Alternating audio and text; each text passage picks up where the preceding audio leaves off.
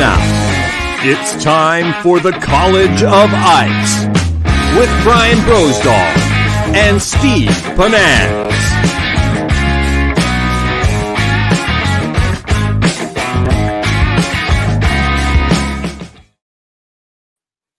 Hey guys, welcome to College of Ice. Happy Sunday. Hey, if you're looking for a job tonight, I think the Vikings need a kicker. So if you can kick something through the upright, you might want to try out with the Vikings tonight. What a terrible game. Hey, a couple things. If you're going to be heading up to Red Lake this coming week, make sure you check in with the places that you're the resort or wherever you're planning to go. I know they're still having some traffic issues up there, so make sure you touch base with them. The good news is we've got a cold snap coming through the upper Midwest right now. It's going to be single digits the next couple nights through North Dakota, northern Minnesota. So we're going to build ice, and that should expand the number of lakes we can get on, which is really awesome. I know a lot of guys and gals want to get out fishing sooner than later, and thicker ice is going to help get wheelhouses out and that kind of stuff. Hey, Jameson, thanks for coming in, and thanks for everybody for tuning in. So I got a message yesterday, and you guys are going to laugh about this. I got a message from Kendra Michelle. Now, those of you who've been following College of Ice the last few weeks, that name is familiar because she's the past winner of the Frabill prize pack. In fact, everybody tonight will give you a minute to tell you how you can win this prize pack yourself. But in her message, she said, hey, the tip-up I won as part of the Frabill prize pack came through for me today! Exclamation point, exclamation point, exclamation point. And then she sent me this picture. Check this out. Isn't that awesome? She caught 3 pike, including this really nice fish on her Frabill tip-up chew on. So congratulations to Kendra, and congratulations to everybody else that has won this all the way. I'd like to bring Bro in at this time. Brian Brosdahl. How you doing, bro? Hey, good. A little red in the face for being out on the ice. A little chilly today, or how was it? It started getting windy, but, the temperature's dropping. It was only about 10 degrees out there, and it's getting close to 0 tonight, so looking forward to it. And how you doing, Neil? Yeah, it was fun, and still on foot using a spud bar. Because I'm checking out new areas, and early ice is a lot of work. How much ice have you got on the lakes you're fishing? Well, the lake that was open last week that I was fishing tonight had 4.5 inches of solid black ice, so really cool. But now we're getting snow. It said we're supposed to get 1 inch, but now everything's getting covered. So I think that's going to make the bite better instead of just having a morning and evening bite on most of your lakes. We're gonna have a good day bite coming up here. So, bro, what the snow did for us today is emphasize how much open water is still out there in Mide Lake. We can't fish yet, so we need to get out there, and I really want to have some fun. Hey, we need to congratulate Marty Nyes from Fond du Lac, Wisconsin, our big winner last week in the Frabill, including this mug from Mammoth Coolers. And bro, we're going to be giving away another prize pack tonight. Let's show everybody what they can win. $165. So there's safety kits. There's an Edge tackle box, which is awesome, and real tip-ups in a tackle bag, which is really cool. So, bro, let me ask you, how do people win tonight? Well, like and share this episode. Drop us your questions and comments, and tell us your ice, what's going on in your area, and you're in to win. That's awesome. That's awesome. So, bro, can you believe this is the 10th episode of College of Ice already? Where does time go? I mean, geez. So after tonight, we've got 2 shows coming up. We've got one on this Wednesday coming up. We're going to be covering bass fishing, 7 p.m. on the 16th. And then the following Wednesday, we don't have a show next Sunday. We're going to be coming out on December 23rd. So I've had, and you have too, we've had several people reach out about extending the series. It's an interesting thought, something we're going to have to give it some thoughts about. So we'll see what comes of it. We're going to have to do something. Yeah. We'll see we'll have to talk about it off air though. Yeah. Hey, we got a great show tonight. We've got Christine Fisher, Frabill Pro, who's really been making a name for herself across social media. Avid angler, loves ice fishing, fishes a lot of kayak tournaments. And so I'm looking forward to really talking to her tonight. And yeah, and we got Trevor, also another Frabill Pro. We got Carl Adams with a bait shop out of Black Duck, Minnesota. What is it called? Timberline Sports, I believe. And it's an awesome one. So, Jonathan, thanks for checking in. So, bro, tons of discussion of late about, you'd think that you have this magic bullet called tungsten, and it really is a great product for making ice jigs. But I wanted to get your take on tungsten, say, versus lead. Well, tungsten's really cool. It has a 30% faster fall rate than lead, and it's great for deep water. If you're in 10 feet, 30% ain't going to be a big deal. 15, 20 feet, it isn't going to be super amount of time. If you drop them on a camera, it'll just come in just behind it. But in deep water, big deal, because, if you're fishing deep water crappies, big jumbo perch, remember, you got to get down there before they leave. So tungsten is your fastest way. And I think smaller profiles, having tungsten heads, you can use a smaller bait to get the message across. And with the right paint jobs, like this Mighty Mouse here, and that's a punch jig designed to punch through slush, little flies. But there's only so many tungsten shapes. And, so lead is still kind of important because you can make different shapes. You can have forage jig, for instance, is flat. So I think that the real deal is in cold fronts, small tungsten is good for, tougher bites. That it's really nice on lures for using plastics. You can get the tail to kick. And you want it tungsten, little tungsten lures like this one are nice. But you want to have a sharp hook, like this is a little mini Muska from Northland, so you don't pop that maggot. See how that maggot's on there? Yeah, I got maggots on my computer. Yeah. So that's the important thing. But lead, you get sharper hooks in some cases because tungsten is a heat process. You have to solder the hook on. Sometimes it weakens your hook. Yeah. So to really appreciate tungsten, you almost have to go back about 8-10 years back when everybody was still fishing mono primarily or braid, but mono. And everybody remembers that coming off those little spinning reels that would go down your line down like this. And if you're in 30, 40 feet of water, the only way you could feel anything was to put, 2 or 3 split shot on above the bait and then still run that smaller jig. Because if you tried to go to a lead head that was heavy enough to bring it down there, it was just too big of a bait. So, tungsten really helped alleviate that, where because you keep your line tight, you get much better sensitivity. And the fact that the bait itself is so much harder, the material, tungsten versus lead, I think one of the reasons everybody loves running tungsten jigs and sinkers in the summer is you can tell what the bottom is, and you can feel bites and things a lot better than you could before. And then with that smaller profile, that stuff just does blow through the slush much easier at the hole, which is kind of cool. So, and the early ones, I like the hooks better too. You're right about the tempering and things where you can break off, but those early tungsten jigs, and now you've got thin wire hooks with little tiny barbs. You just threaded that maggot on there without popping it, which in the early days it wasn't that easy. No, and that's the whole thing is check out the hooks. And I have Northland Tackle stuff here, and they've really been around so long. They figured out ways to put sharp hooks on tungsten, but don't forget the lead. I still have some of my favorites. I like the Bros Bug Collection. The Gill Getter's flat, and I designed that so it kind of seesaws in the weed beds and the mud bug. But still great baits. And don't forget to bring wax worms also. I got some of those here. Waxies are the bee moth, and they make a mess in the water and draw fish in.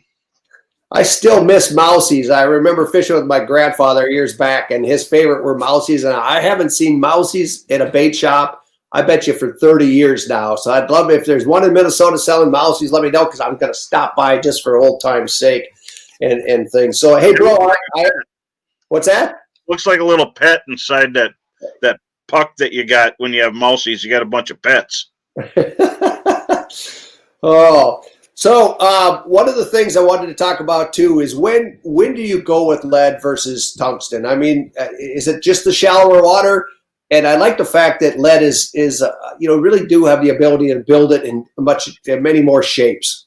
Yeah, the shape thing is a big deal, and that's why, for instance, I have this little spoon here. This is a 4-inch spoon, and I got it attached to the rod.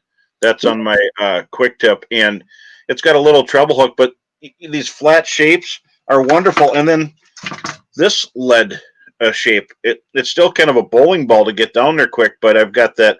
That's a tried and true bait. I always have one of those tied on for catching big slab crappies, jumbo perch.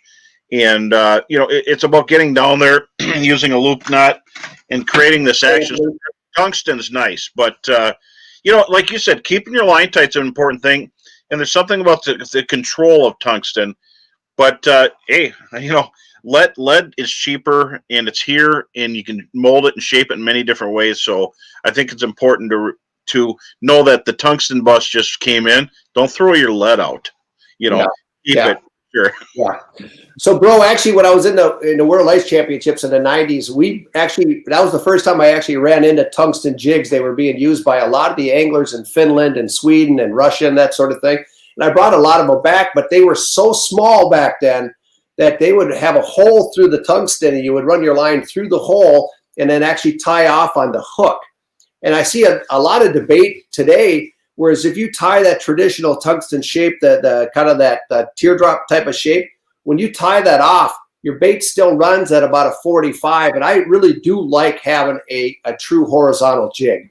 And so a lot of guys are running that line through the front of the hook and tying it off on there. And I'm actually a proponent of that. Have you done that yourself? Oh, absolutely. Snelling it on is a good way to go. And, there's a lot of things you could do. You could even use small spoons, and then snell on a smaller drop line. Now, in Minnesota, you can't have multiple hooks. You can have 3 flies, but you can't have 3 hooks. So if you're going to tie a little snell on there, what I like to do is use a small tungsten below it and put it about, a drop line about, 6 inches below. And sometimes it makes big crappies and perch bite. Don't forget drop lines also. So these little flat lead spoons are nice for that, because you want them to fall slower than the tungsten. They're drawn to the spoon, but they bite on the tungsten. And I've caught big walleyes on them. I've caught everything you can imagine on droppers, but you don't see a lot of droppers anymore. And droppers were a big deal in past, and they're still a big deal. So don't forget them. Make sure you have some. And so let a lead spoon and a tungsten little mini Musca or little punch fly below it is perfect. It's peanut butter and jelly for the fish. And I do like that. I saw that in comments about Wonder Bread. I do like that, especially it's a great salmon color in the fall as well. Hey, Justin, thanks for the heads up on the ice out in Montana. I've had a chance to fish Hebgen and some of those other lakes that they're pretty awesome. And I think that tungsten does show up better on flashes. How about your thoughts on that? Yeah, and the tungsten does show up better in flashers, but I'm choosing stuff also that's a little flatter on the top, like this. Really has a surface area, and the gill getter's kind of flat, so it shows up nice. So look at the shape of the bait and what the beam is hitting as it comes back, and so that's kind of important for deep water. If you're going to use something small and narrow, you're not going to get a good signal, but you could see, an 1/84 ounce jig in deep water now. That's just how electronics are today. But don't forget your Aquaview. Aquaview. I have when I'm using small tungsten baits or lead baits, I'm wearing the Aquaview. Like today, you can watch the fish strike, and I've got the Revolution right there. I wear it around. Wow. So, bro, I want to bring our first guest of the night in. It's Trevor Olson. He was born and raised in Southwest Wisconsin and really grew to love fishing and ice fishing especially. He's a very passionate panfish fisherman through the ice. And he does a lot of volunteering for both hunting and fishing for groups like Take a Vet Fishing. So, that's great. Trevor, welcome to College of Ice. Hey, guys. Thanks for having me. How you doing, Trevor? How you doing? Good. I'm tired of hearing about you guys ice fishing. We got 5 inches of snow, but thankfully we didn't have any ice started yet, kind of like Steve. That'd be a mess right there. Yeah, and heavy too. It would be a mess. I mean, we need some. So I know you're a big fan of bluegills. Bro's been showing me this video, and I want to show you this video here real quick. You can see it's really dark water, but I could still use my AquaView. I'm looking up against the ice, and they glow. And these are really big bluegills. We had some 9 to 11-inch bluegills that day. Pretty cool. Are you drilling your hole like another hole, or are you leaving it in the same hole? How are you doing that with your camera? I'll do 2 holes, right? Figure 8 right together. With the Scout, I could just pop them both right next to each other. I don't have to have them in the same hole. And you'll see it. They do go out to the side, but if they do gather that camera, that's 22-pound test, and it doesn't actually. It's not rubberized. It's coated with more of a plastic feeling stuff, so it kind of pushes away your line. So even if you get one wrap, it's easy to unwrap. You never lose fish because of that. It's not like a transducer, which is rubber. And how many people have lost them on transducers? So I like to do the double hole when I got them big slabs. Yeah, the bluegill's notorious. Rounders. Well, I've got a couple questions for both of you guys, and I know you love talking about big bluegills, but how do you target big bluegills versus, say, average size fish? And Trevor, I guess I'll start with you on that.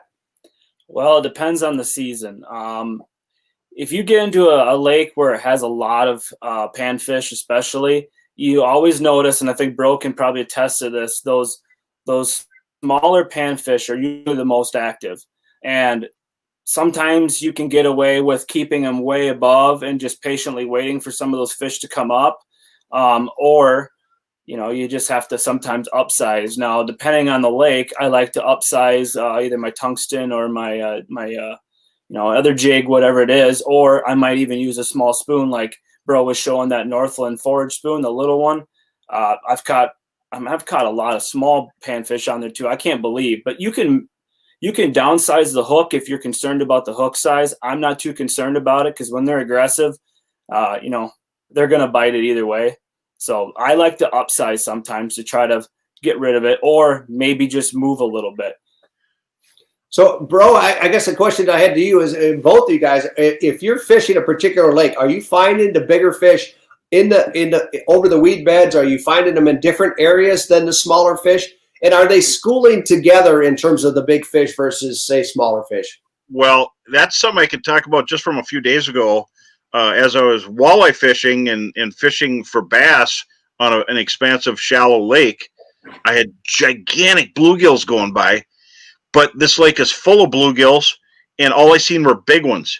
So I do believe that the big ones are like the alpha apex predator, and they're cruising around, and they'll join them later. But right now, there's no better time on some bodies of water than to catch shallower bluegills. You don't have a whole lot of time because they're going to dump not only in the deep water, but they're going to work their way down that edge. And I think it's a good time to look shallow, even on lakes where they're typically deeper. So if you guys were looking for a typical big bluegill water, I mean, what characteristics do you find, and how do you start your search on this? Let Trevor go here. So there's I'd like to think that I had the equation for it. We have a small body of water down by me that just seems to produce fish at that mature level, usually a year faster. And they get a lot of pressure. The lake gets northern pike stocked in it every year because our largemouth bass population is actually thin or smaller because we had an overpopulation before. So I think some lakes just can figure that there's good forage, there's good bug life, you got good depth. I think good depth is a key. That way you keep oxygen through the winter and you don't have those winter kills. And then you don't want stunting. A lot of, good numbers, musky lakes, like in northern Wisconsin, there's a good chance that you're not going to get those true trophy bluegills. But I seem to see less density most of the time can create bigger fish or bigger bluegills, or at least the possibility of it. Versus, bigger water is always going to produce more flowages. And less pressure sometimes helps a lot too. Perfect. So, Trevor, take us through when you're fishing, targeting larger bluegills. Take me through your tackle system. What are you using for rods, reels, line, your baits, your lures, everything? And, bro, I want you to chime in on this as well. Sure. Well, I'm a huge fan of the Ice Hunter series. I like a 27-inch rod if I'm fishing in say an ice house. But generally speaking, I'm mobile. If the weather allows me to be mobile, I'm mobile. So a 30-inch rod or larger is usually my go-to. We're talking like the Bro series. I've got a Bro series right here. It's a 30-inch quick tip. Now the quick tips are like a noodle rod. So you can see you got a light bite, so you can feel it. So I like to use that, and then I'll pair it with, depending on if they're shallow, like early season, if you can get into the shallow weed beds that are still green, I use lead. Lead allows you to work that bait a little more precise in shallow water, and it's not as like boing, boing, boing. Like when I get into the deeper water, like Bro was talking earlier, I might go to a tungsten.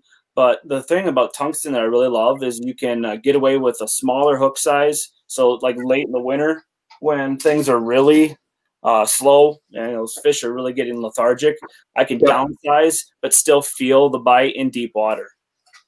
So what are you using for line? I prefer mono.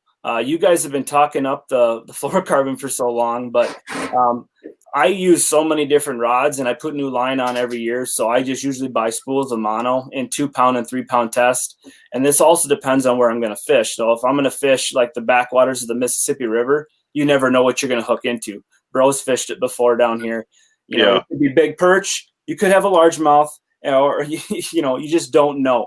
Everything piles into that shallow water in the winter, and that's what we have access to. So that's what we fish. And I like the 3-pound for that kind of situation.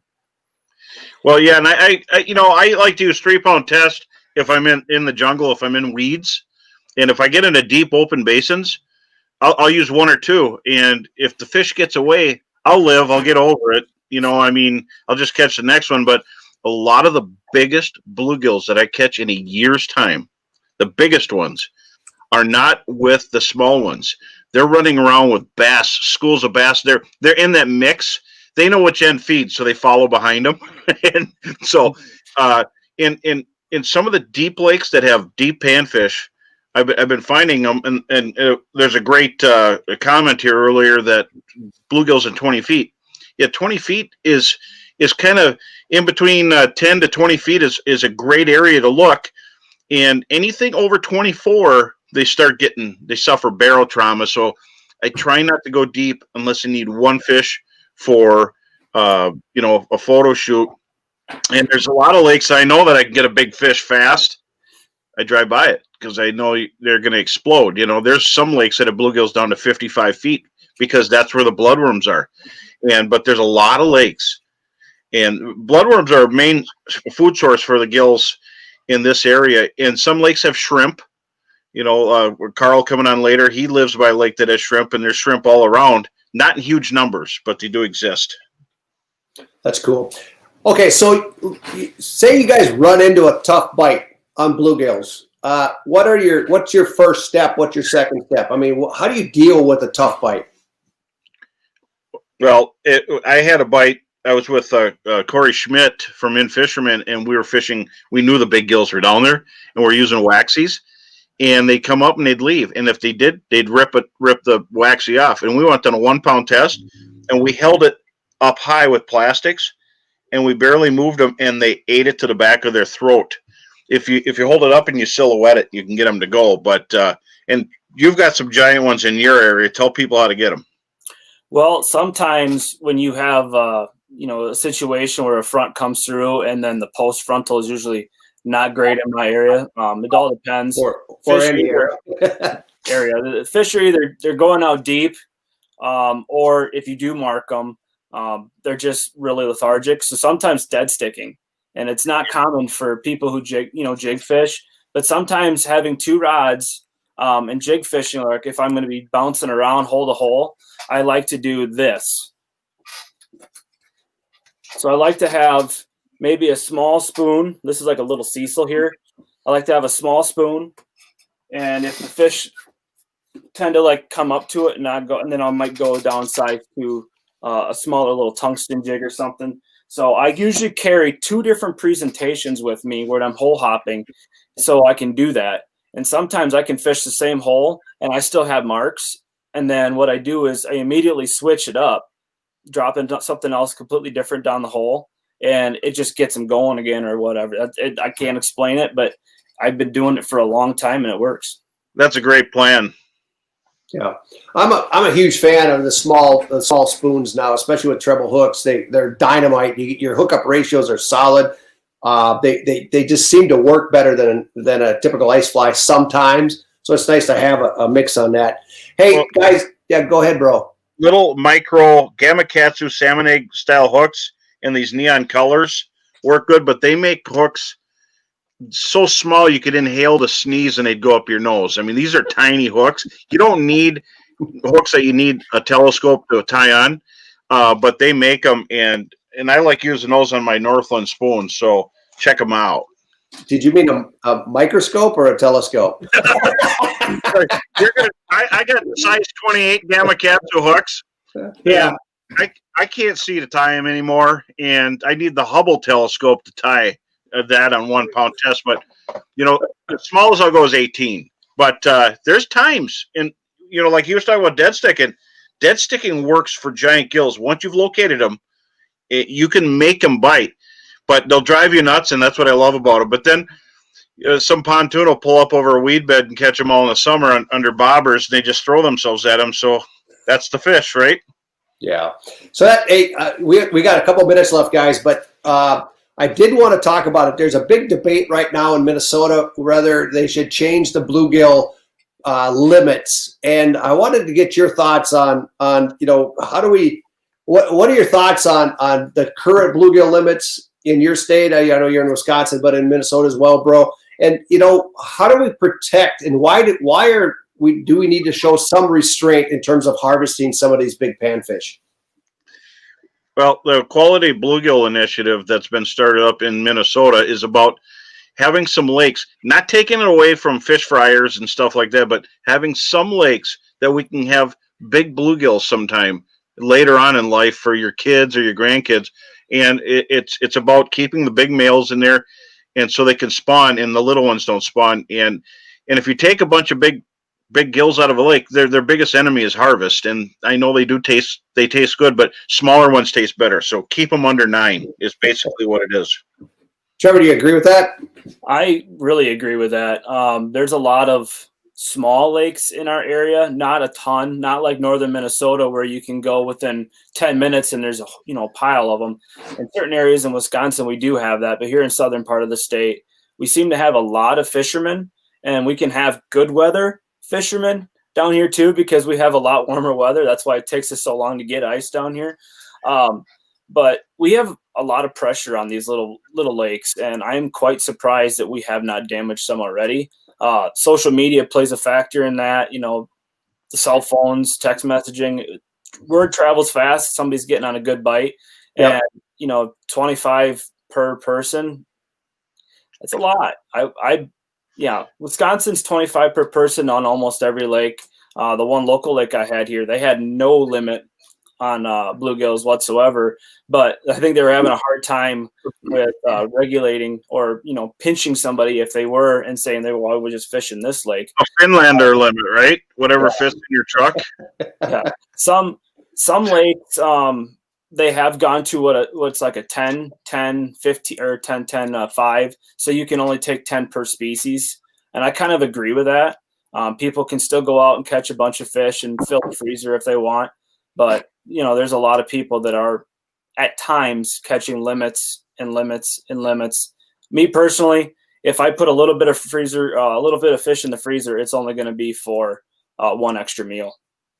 That's funny. Hey, we got Christine coming in. I got to share one story before we go any further. I was part of a men's fishing group, and one year I missed a fishing trip to Rainy Lake. And one of the guys came up to me after the event, and he says, "Did you hear about the men's fishing trip?" And I said, "No, what happened?" He goes, "Worst fishing trip of my life. We caught 120 walleyes per boat on Rainy Lake back then. and we couldn't keep a single one. It was the worst trip of my life. And I thought that was interesting. And then another guy came up to me a couple of minutes later. He said, "Hey, did you hear about the men's fishing trip?" I said, "No, I haven't heard anything about it. What happened?" He goes, "Best trip of my life. We got 120 walleyes, and we didn't have to clean a single one. It was awesome." Yes. So I think that the walleye anglers have been in this place before, where I think they're finding that they are able to fish and have fun, and even though it's a traditional food fish, they can still let it go. And I think panfish may be moving in that direction sometime down the road, and I think that's a good thing. So, hey, Trevor, thanks so much for your time tonight. We really appreciate it, man. Good to see you.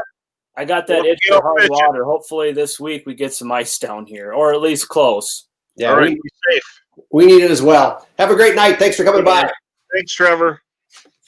So, bro, I've been watching that mug. I hear no ice clinking in there. What do you got in that mug tonight there, bro? I got a little bit of lake water, one crappie, and some ice that I shaved out of a hole. That's hilarious. Hey, our next guest is really exploding in the fishing market. Christine Fisher. She's been a member of the Plano Frabill Pro staff now and several other pro staffs.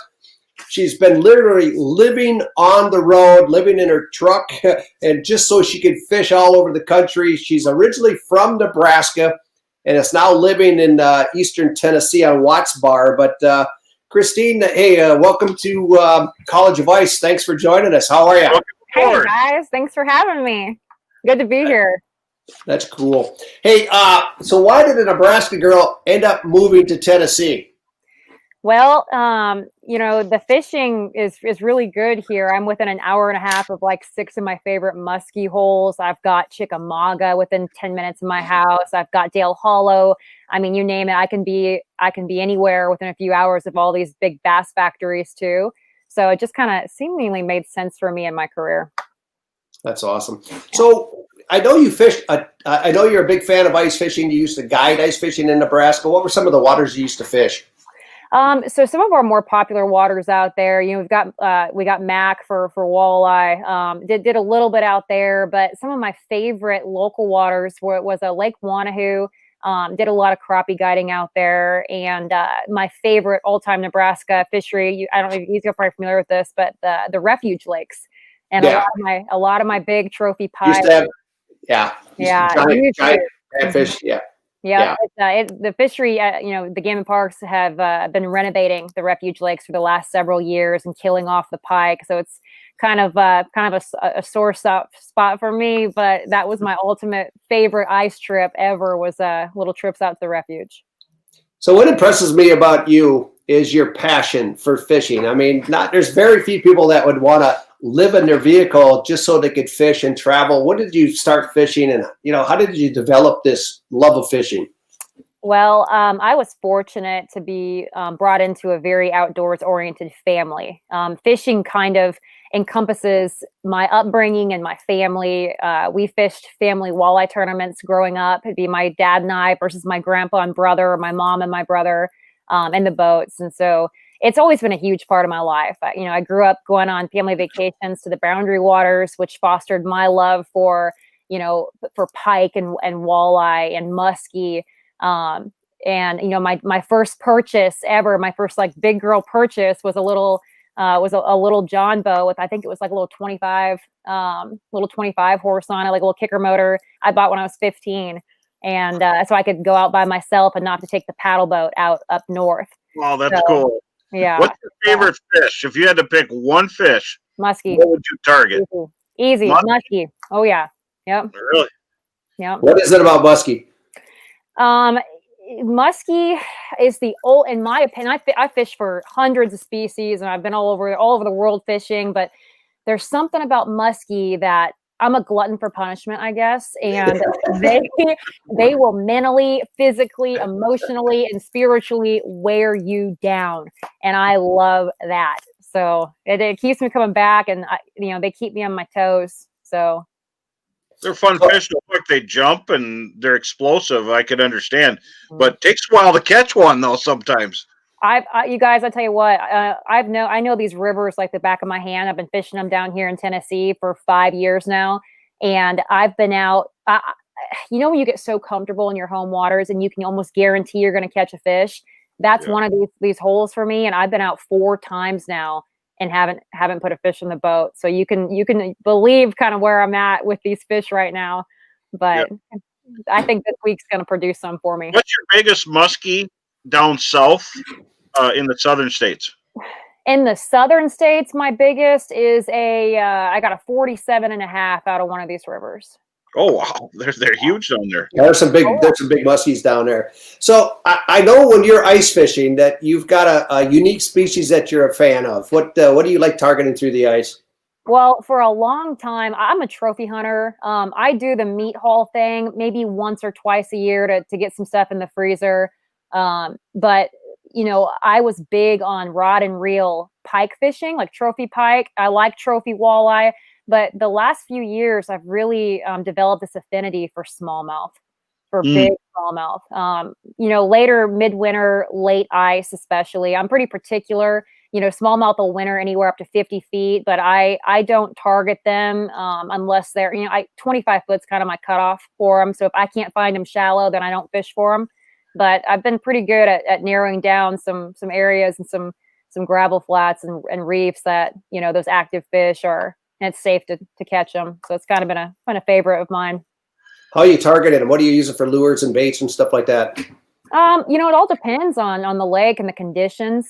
Sometimes, you know, they can be pretty lethargic, and other times, especially like on a warming trend, they can be real active, and I'll get them on like number 7 jigging wraps. And that's one of my all-time favorite bites for big smallmouth. Especially if you can find them all grouped up like that, you know, it can be really good. But, you know, I've used those little micro, you know, BMC fly jigs, those little tungsten jigs. Those things are absolute killers for them if they're real finicky. But I love that aggressive bite when I can find it. So you're in Minnesota, and where are you going to be fishing about, or is it a secret spot? No, I did a lot of scouting up there, open water in my kayak this summer after a couple tournaments I had on lacrosse. I found a lot of these little lakes that I'm going to be fishing. And for the most part, I'm going to have like a 2-week period where I'm just going to kind of roam and hit this lake and this lake and this lake and this lake. And, you know, around the Manitowoc, Minocqua area, then hit Mille Lacs. I've never ice fished Mille Lacs, so kind of excited to get on Mille Lacs for this year. That'll be kind of fun. So you've been fishing a lot of kayak tournaments. Why kayak versus boat tournaments? And just what are some of the events that you've been fishing? So I fish the national kayak trails. There's 3 of them. Bassmaster Bass started one this year, was their inaugural year with the kayak deal. I fished the Hobie series and KBF. I do fish a couple local tournaments here or there when I get a chance to, but primarily I'm chasing those big national ones. And I guess kayak over boat. And I'm kind of actually I think I'm going to do some boat things here coming up. But initially it was mostly the cost. I looked at what it would take for me to get into a boat and fish the Bass Opens. This was 5 years ago when I was, you know, kind of weighing my options. And I was like, man, I just bought an investment property and I want to get that paid off. And there's no way I'm going to be able to do that if I fish the Bass Opens. So I thought about being a co-angler, but after some consideration, and I know how I am, I'm not a back of the boat type of person. So the kayak allowed me to be on my own 100%, make my own decisions, break down my own water, catch my own fish, and just kind of learn, you know, force myself to learn and do that without having somebody up front making all decisions for me.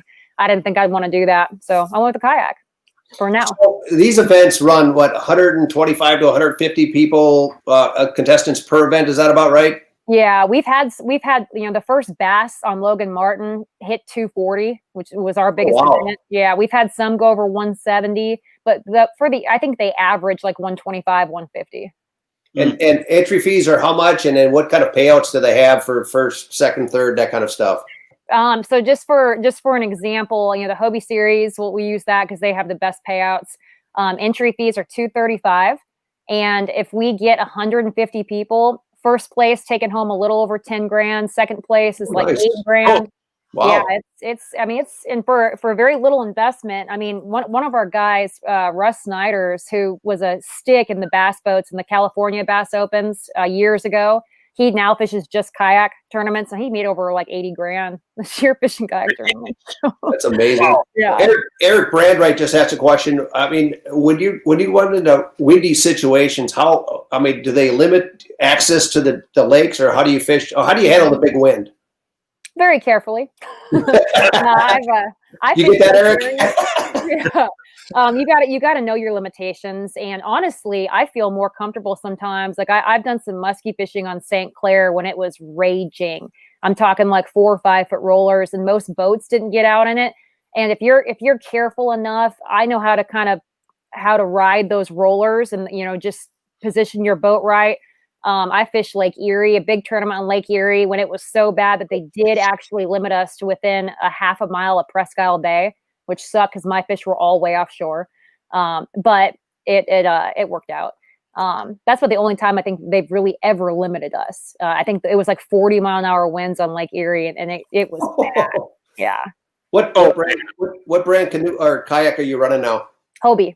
Hobie. So you have the pedals. Yep. Yeah. I do. Yeah. One of the questions I want to ask you is that obviously you've been a leader for women in sport. If somebody wants to get involved, what are some of the barriers that women tend to run into, and what do you recommend in terms of maybe just getting over some of the barriers? Well, I think the biggest thing, I learned this putting on a women's fishing seminar last year, because I was curious. I'm kind of wired differently, and I didn't really see many of the barriers, I guess. I'm the kind of person that kind of just goes for it and doesn't really let fear intimidate me. But it's important to remember, a lot of these gals, intimidation is a huge thing. When you're in a male-dominated sport and you're not used to that, you can be real timid when asking questions or trying to learn. So the best thing I can offer is that find a local group or community that, even if it's just like a women's only fishing page. There's hundreds of them out there. There's the women fish. Each state, I think, has some sort of women's group. You can kind of reach out and start there. And as far as like, I've had a lot of gals this year ask about fishing tournaments, and every single state, at least to my knowledge, has an exceptional like grassroots, local, small scale, dip your toes in, meet the people. And I would just suggest, don't let fear be this binding factor that keeps you from doing what you love. If you love to fish, even no matter what your skill level is, we all start somewhere. Ask questions, soak up all the knowledge you can, and just keep getting out and spend that time on the water, and you'll get better and better every day. Great. So you and Bro both have very strong social media presence. If somebody wanted to follow in your footsteps, do you have maybe a couple of tips for someone that wants to maybe make a career out of it like you have? I think what's really important, and I think what my strong suit is, being very authentic and genuine. Social media is inundated now with anglers, right? And there's a lot of stuff out there. And we don't see a lot of real anymore, unfortunately. So I think if you show that real, transparent, like, I'll be the first one to say, if I do something stupid, like I was fishing this tournament in Dale Hall yesterday, and I had a 5-pound smallmouth on, and I let my root for my net when I had way too much line out. Total rookie mistake, and I knew it, but I was just antsy and I hadn't got a bite for a while. Fish jumps, way too much line out, spits the bait. I mean, be real in that, just I think authenticity is a huge thing, and I think people can see that and kind of cut through everything else. So just be true to you. Great point. And with the Bro Roadshow, I would go to stores and meet people in person, and it's fun talking to people about fishing. It's not like it's a job. It's like being in a bait shop with cool men and women, and I met a lot of female anglers on the ice or open water, and it's just fun to see them in person. And I kind of miss that with all the stuff going on nowadays. But this is pretty cool to have this. And remember, if you want a career in fishing, you can do it. And absolutely. And you got, and if you get a sponsor or if you get a patch or whatever, don't be a snob to people. Be nice to them. I mean, geez, we haven't invented, something, a cure for anything. We're just passionate about fishing, so. Right. And help others, because they'll remember you. That's how we all get somewhere, is by helping others. And yeah, there is no fame in fishing. It's not for that. We don't do it for the spotlight or for the attention or for the glory. We do it because we love to fish. And if we all remember that, we're all cut from the same cloth, life gets a little easier. Would you ever ice fish again? Me? She's coming up in a couple of weeks. I love In ice a couple fishing. weeks. Yeah. Oh, okay. The summer with you're not bringing your kayak on the ice, are you? No, I'm going to bring my pop-up tent. And I'm going to camp out. I camp on the ice. I have a little cot and a heater, and I'm going to be roaming. Just camp right on the lake. Good for you. Yeah. Awesome. So, Christine, if somebody wants to follow you on Facebook and Instagram and YouTube, how do they follow you? On Facebook, it's just Christine Fisher. I've got a fishing page on that. Instagram is Midwest Fisher Gal. And I just started YouTube a little over a year ago now. And I think it's just Christine Fisher on that. So that's awesome. Yeah. Well, hey, thanks for joining us tonight on College of Ice. We really appreciate your time, and hope to get on the water with you sometime soon. Absolutely, guys. Looking forward to it. We'll see you. Thank you. Have a great night. You too, guys.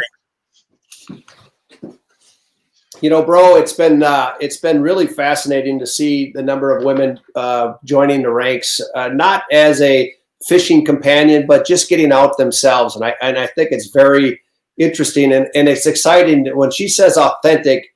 I mean, I'm not going to be in a kayak in 4 or 5 footers out there. And if I fish 4 days for muskies, I'm going to switch over to bass. But the fact that she is such a hardcore, I think, is one of the reasons that people love following her. And she's very knowledgeable anchor, which is she's the real deal. She's the real deal. And the great question. I do use clips when I'm using spoons and little micro Gamakatsu clips and.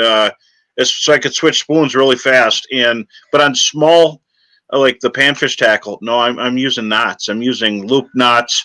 I'm using Palomar knot. I'm using improved clinch.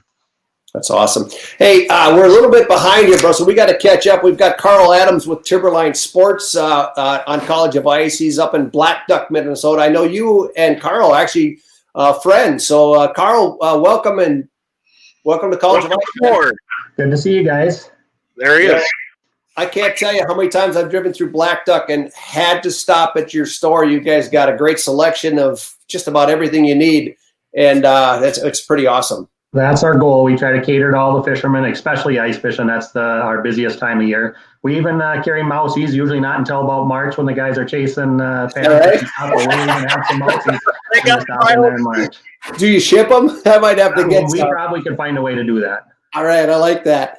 Hey, been a little crazy up there last couple of weeks with Red. What are you finding? Well, we're hitting the peak of ice fishing season, and we're pretty lucky where our ice fishing season starts earlier than pretty much any place in the country and lasts a little longer than any place in the country, and that's part of why we can cater to those ice fishermen. And people are more excited about ice fishing than they've ever been. I think every year I say, well, it's got to start to slow down, and it hasn't. It's every year we have more and more people getting out. And when we're the only place that has any ice, like we were the last couple of weeks, we have a lot of fishermen around. There's a lot of people getting up on Red. Red has the best ice right now, but all our little lakes are starting to get a little more, and we're seeing a few more fishermen get out. So you guys are going to hit single digits tonight, so you should help firm up the rest of these lakes. Yeah, I think all the rest of our lakes, Red's sitting with the majority of it at 10, 11 inches, maybe some poor spots with 8. We'll start seeing trucks. And I shouldn't say that, but probably in the next week we'll start seeing some trucks, small light trucks and stuff get out there. Our other lakes are a little behind that. Some of the lakes that didn't form right away are probably only at 3-4 inches, but they'll make some ice this week. And our main lakes in the area are sitting at 6 to 8. We're starting to make some ice. So besides Red and Lake of the Woods, what are some of the more popular lakes in your general area? Well, Black Duck's the one right close to us, and so it gets a lot of fishing pressure, and it makes ice early too. It's one of those lakes that makes ice. We have lots and lots of little lakes, some that get a little bit of fishing pressure, some that get a little more. We have quite a few of those mid-sized lakes like Gull and Island and Round that take a lot of pressure, and they're 2,000 to 3,000 acre lakes and can handle a little bit of pressure. So does Bro give you warnings before he shows up, or does he just pull in? He doesn't always give me much of a warning. He'll usually just kind of sneak in. But I usually know he's going to be there. If the bite starts getting good, Bro will found out about it, and he'll be there. Breeze in with the wind. Yeah, I got to tell you, all the shops are in Minnesota. This one has a really great selection of stuff, and they have a monster pile of Northland ice tackle, and everybody else. I mean, so it's a place you definitely want to stop. And don't be cheap. Load up when you're there, and get multiple different kinds of bait. And they do have Razor augers. They got AquaView cameras, Humminbird. Are you carrying Razor augers now? We sure are. They've actually sold real well for us. So yeah, I know Bro's a fan of them as am I, and they work really well. And Fish Monkey gloves. He's got gloves. They got Magnum bait stations, and but I was going to ask you, what is probably the most popular selling style of tip up? It's for sure around us, and we're in the area that makes lots of ice, and generally speaking, most of the ice fishing is going on when it's really cold. So you need some kind of thermal, round insulated tip up that'll be able to stop stuff from freezing up quite as fast. So the Pro Thermal. The Pro Thermal is our number one selling tip up. Oh, it is. Hey, wow. That's great. I like that. So do you have any specials going on or anything like that somebody stops by? And I think for the rest of the month we're gonna run some specials on the new glow shot spoons. So both the Fire Belly and the Flutter glow shot spoons. We're running some specials on some of those Northland spoons. They've been one of the hot baits this year up on Red already. And Northland's not very far from home. They're close. So, Bro, somebody just asked if he had grassy shiners. I thought he got a kick out of that. That's what we've talked about the last couple of weeks. That's kind of fun. Carl knows what a grassy shiner is. They kind of look like a fathead. They got the big silvery scales, and they stay on a jig nicely, don't they? Yes, they do. But they're not. You can't just get a pile of them. They're just like here and there in the river mix, aren't they? Yep, you just find a few of them when we get those river mix through the summer. And I grab them all. He does. He tries to get them all. Well, Carl, thank you so much for joining us tonight, and I do want to meet you in person next time we're up in the area. But thank you for coming on College of Ice, and again, everybody, if you haven't been to Timberland, it's an amazing store. I mean, you got everything there. So, hey, I did have one question I was going to ask you. So, what does ice fishing mean to a community like Black Duck in terms of just the economy? Well, just our store alone has about 30 employees, and ice fishing is our busiest time of year. We wouldn't be able to have them. Most of those are full-time employees. And ice fishing and our resorts started opening up in the winters now too. We have most of the resorts on Black Duck are also open in the winter. I think our motels are just as busy in the winter as they are in the summer. A lot of the resorts, and we're not far from Red Lake, so a lot of the people that we see that are heading to Red, and a lot of the people that work up on Red are from the Black Duck area. And some of the resorts on Red are only open during the winter. Ice fishing's huge right now. I said it's a bigger part of our business than the summer fishing. It lasts just about as long, and it usually starts the beginning of November and ends near the end of April. So it's a pretty long season, and it's a big part of our community and the area around here. That's awesome. So everybody, if you haven't been to Timberline, stop in, say hi to Carl, tell him you watched him on College of Ice, and pick up some bait, pick up some tackle. But Carl, thanks so much for joining us tonight, and I hope to see you sometime personally. Thanks, Steve, and we'll see you, bro. It won't be long. Save those shiners for me. Sounds perfect. All right, we'll talk to you later. See you later. Hey, bro, we talked a little bit about the tip-ups, the round versus rail style. Hey, Kai, can you bring up that video that Bro we posted a little earlier of those bluegills? I want you guys to look at the lower left corner there. That's actually the temperature. It's 39 degrees under the ice. And go ahead, Kai, that's out. And that's, I think a lot of people think that the water temperature under the ice is 32 or 32.5 or whatever, but it's actually 39.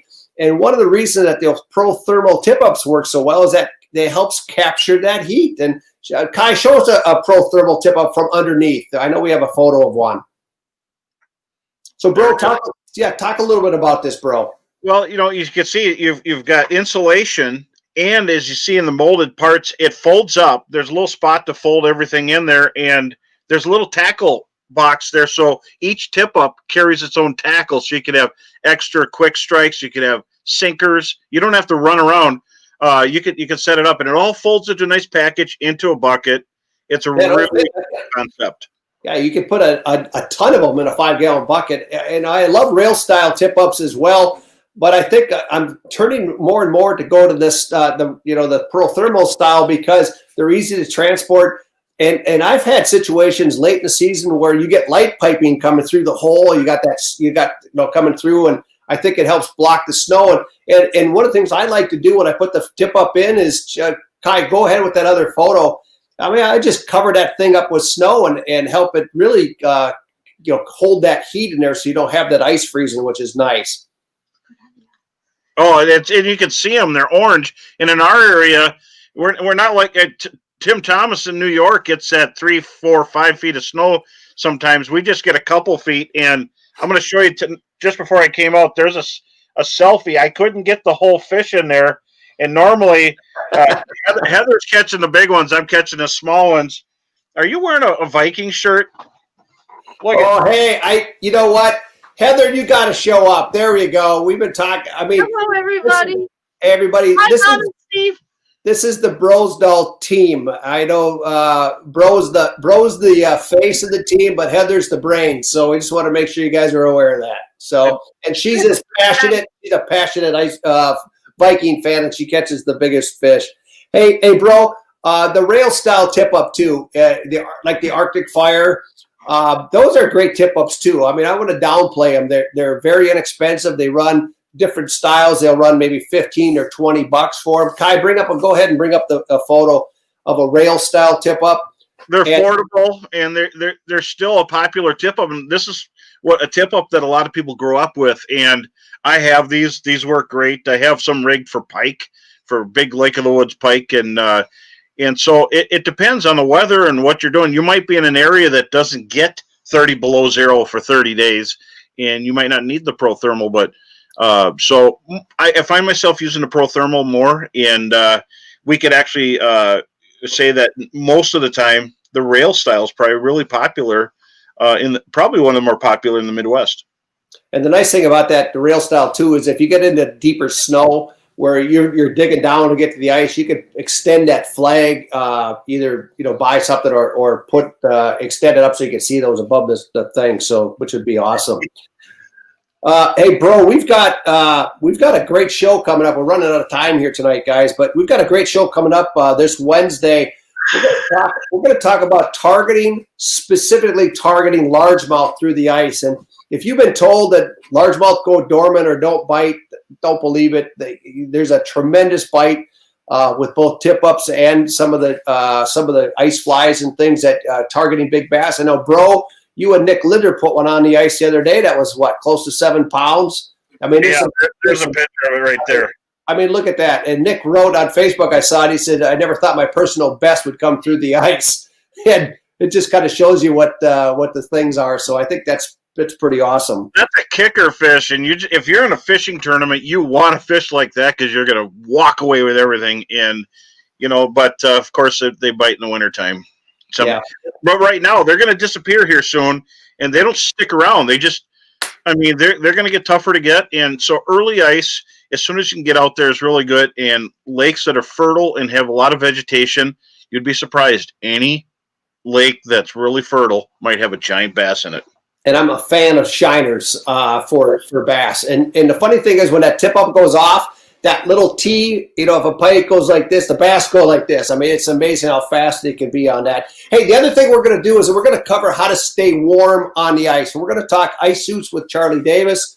We have Tim Mossberg, founder and president of Fish Monkey. He's going to talk about gloves. And I know you're a fan of Fish Monkey gloves. I've been wearing them for several years as well.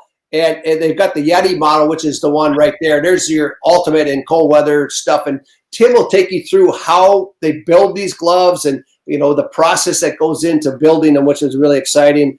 And then we've got some more that we're going to be covering. So we hope you guys join us this coming Wednesday. So, bro, we've got to pick a winner for the Frabel Prize Pack tonight. So we've had just an unbelievable number of comments tonight. So it's going to be a tough decision, isn't it? It's going to be tough, but we're going to grind through it. So we're probably going to have to disappear and then come right back. And I hope you're the one that wins. Me too. Everybody just hang for a few minutes and we'll be back as soon as we can with the winner of tonight's Frabill prize pack. Thanks again for joining us. We'll be right back.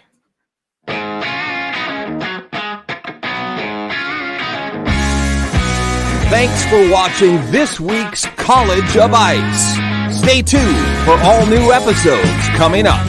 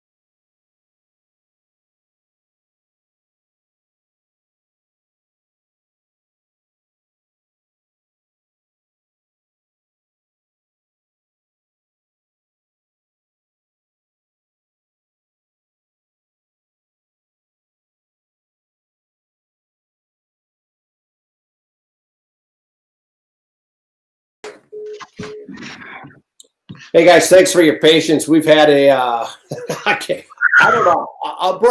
I don't know how many comments there were tonight, but I think we set a new record. And I got to thank everybody for your passion and for being involved. It's so much fun having it, bro. So we have selected a winner. Can you announce our winner? Yes, Jared Allison. And Jared, congratulations! All right. Not only you get your College of Ice mug and your Frabill prize pack, including the same type of tip up that Kendra Michelle used to catch three big pike yesterday. So that's kind of fun. Hey, everybody, we'll see you this Wednesday night at 7 p.m. Central Time. Thank you so much for joining College of Ice. It's looking forward to getting on the ice myself. And bro, thank you as always. Great information, dude. Have a great night. Be safe on the ice. Be safe and have fun. Yeah. Bye, guys.